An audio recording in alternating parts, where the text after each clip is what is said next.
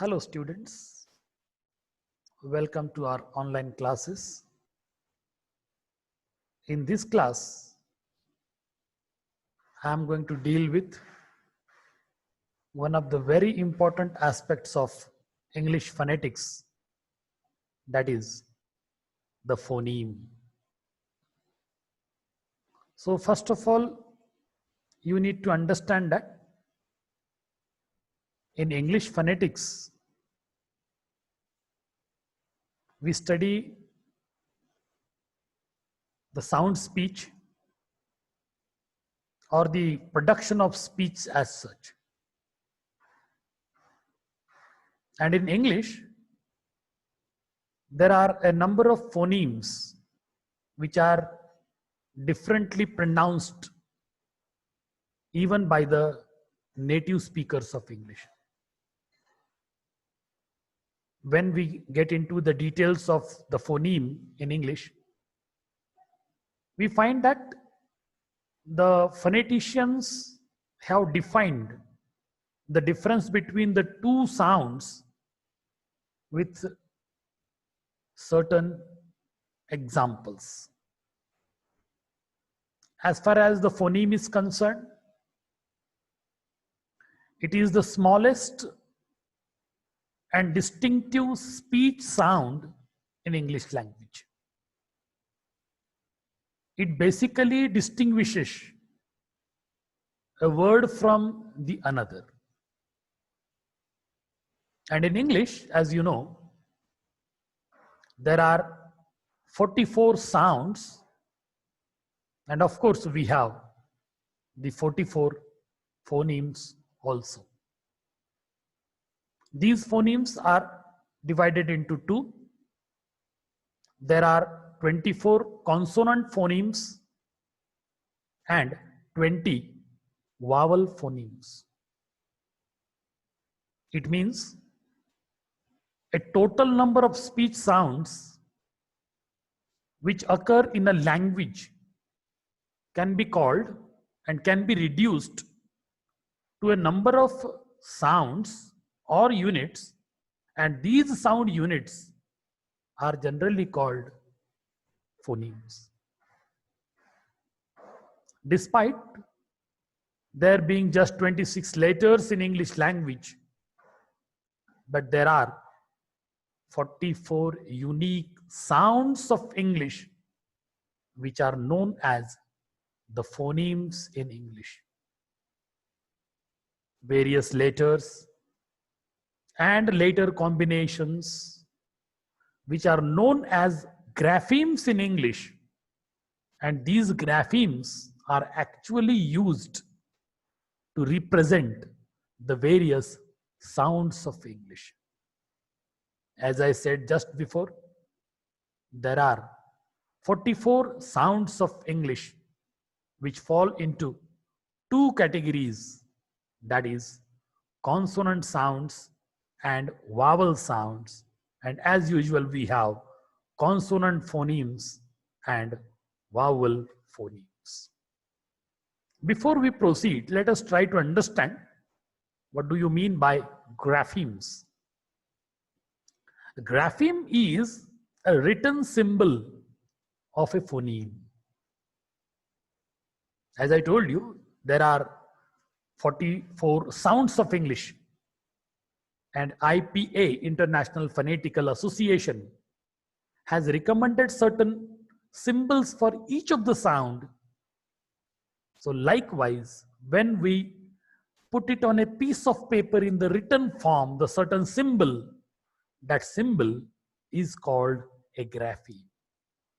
So grapheme is a written symbol of a phoneme or a speech sound. The letters in English alphabet make up the various graphemes that represent 44 English phonemes. So one thing you need to understand here. So when we have seen the various symbols as suggested by IPA, most of the symbols you realize that they are the letters of English. So here, when the symbols are represented by certain icons, or the symbols, or the sounds are represented by some certain symbols. So these symbols are called graphemes to represent all 44 sounds of English and phonemes of English. So graphemes can be a single letter, such as the letter T, T for tomato, T for tap.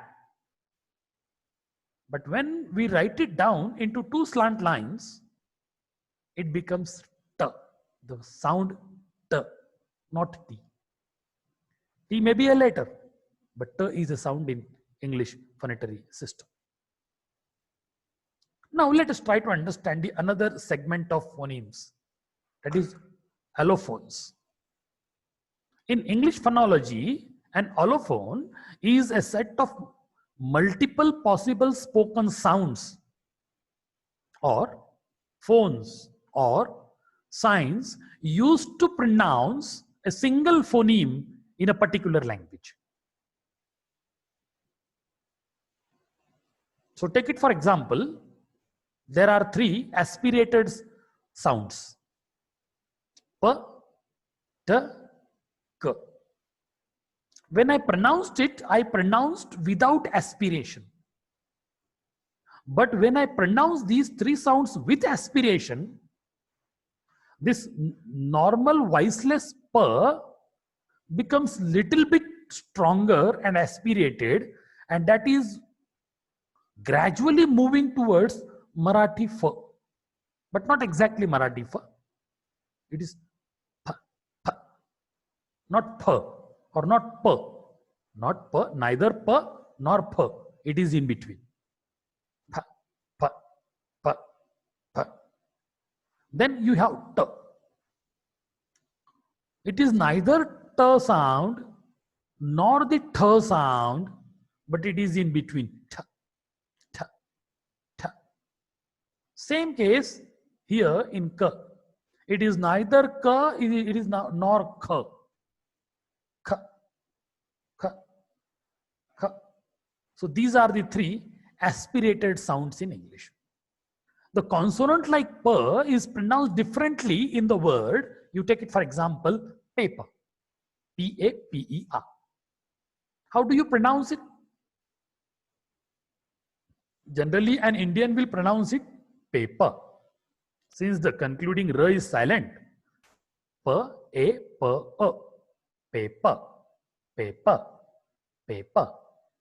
But it is not the case when a native speaker pronounces this word.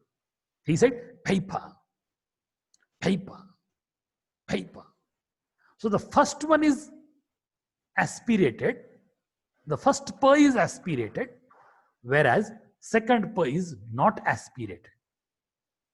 So this is how is a very interesting thing to know about English pronunciation as such.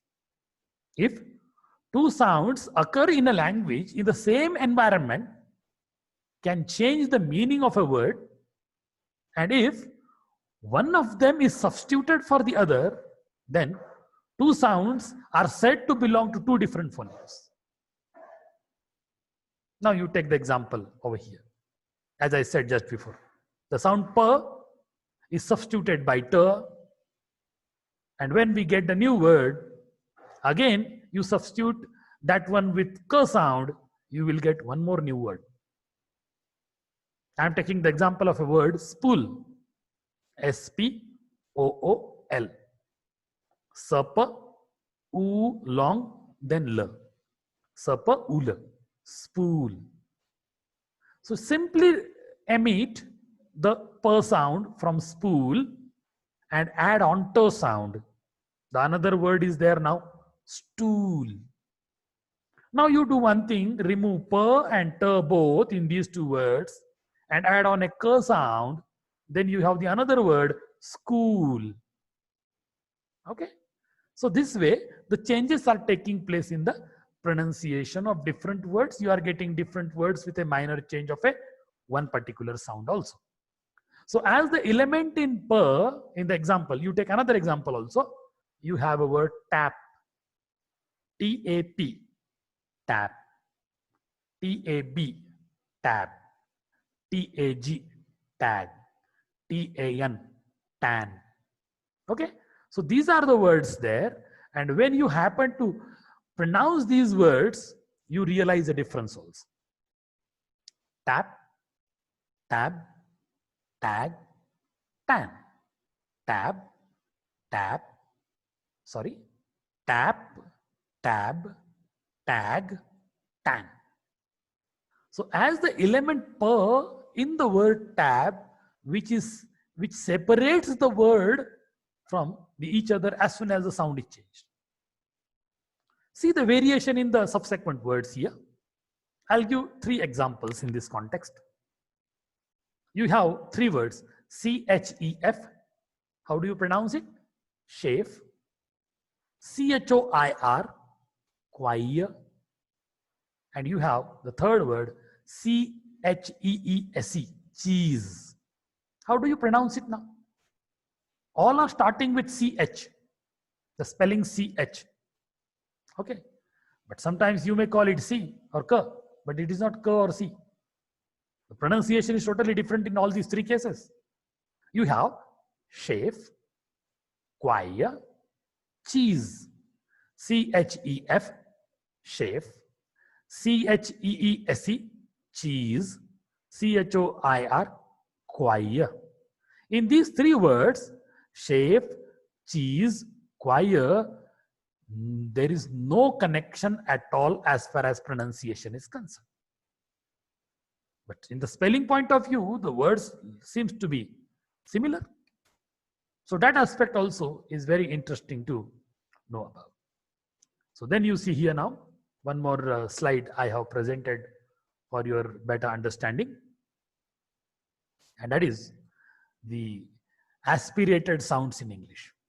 Just before we spoke about it, but we will have finer details with per, ter and k sounds. Not all aspirated sounds or stops are pronounced the same way. The native speaker of English produces the voiceless stops per, ter, k as aspirated in some environments and not aspirated in some other cases. So this unit deals with the systematic predictable environments in English where aspiration occurs on voiceless stops only.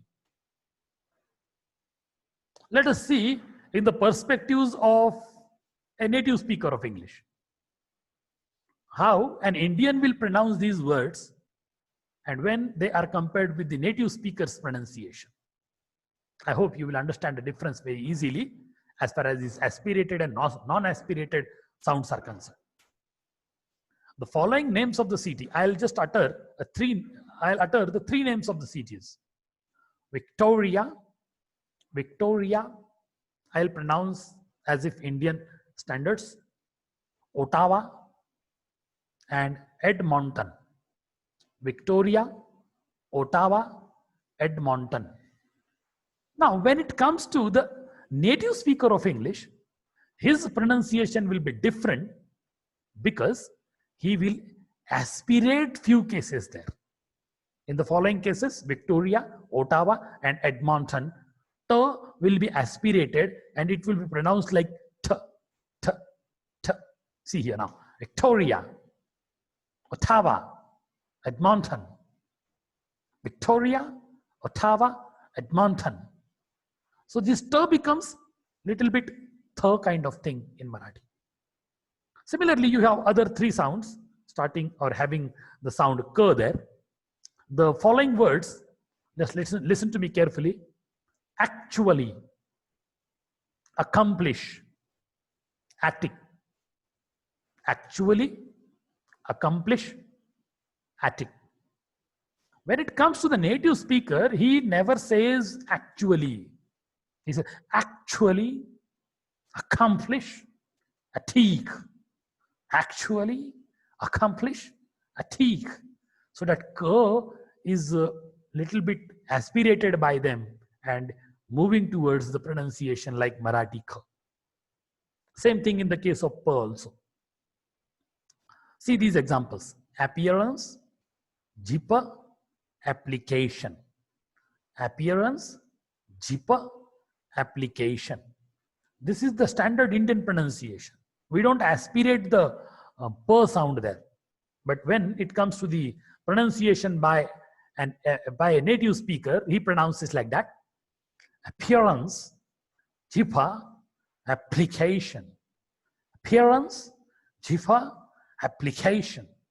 So this is how the aspiration is made by the native speaker.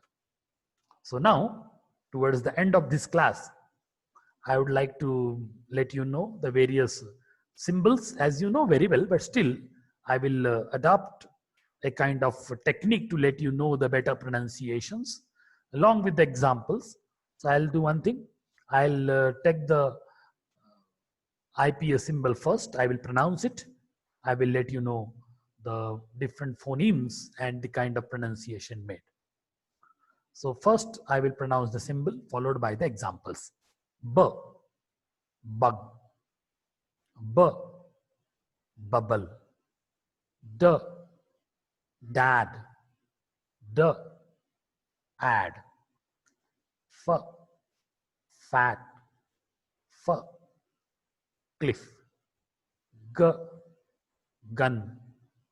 G, egg. H, hope. H, who. J, jam. J, wage. K, kit. K, cat. L, live. L, well. M, man. M, summer. N, net. N, funny. P, pin. P, dippy. R, run. R, carrot. S, sit. S, less. T, tip. T, matter. V, wine. V, fi. V, wit. V, why. Z, z. Z, buzz. J, treasure. J, division. Ch, chip. Ch, watch. Sh, ocean. Sh, show. Th, thongs. Th, thing. The, leather. The, brother. In, ring. In, tongue. Y, you. Y, onion. Now, I will read out the IPA symbols for vowel sounds. A, cat. A, bat. A, end. A, bread. E, long E. B, E, meat. E, short E. It. E, England. O, short. Swan. O, honest. U, short one. Wolf. U, look. A, sudden one, quick one. Lug. A, monkey. A, diphthong. Bay. A, maid. I, diphthong. Spider. I, sky. O, open. O, bone. U, long one. Loon. U, blue. A, short one. About. A, ladder. A, long one. Bird. A, term. Then aw, long aw. Paw. Aw, ball. Then you have long one. Arm. Charm. Then you have the diphthongs here. Oi, oi, join, oi, boy. Oh, ow, now, ow, shout.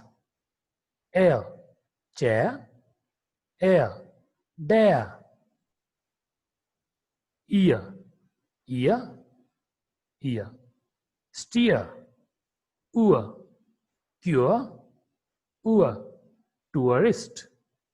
So these are the 44 phoneme sounds in English. And I could take a drill also in order to make you understand better. So thank you very much for attending this class. See you in the next class. And probably I will talk on the syllables in English.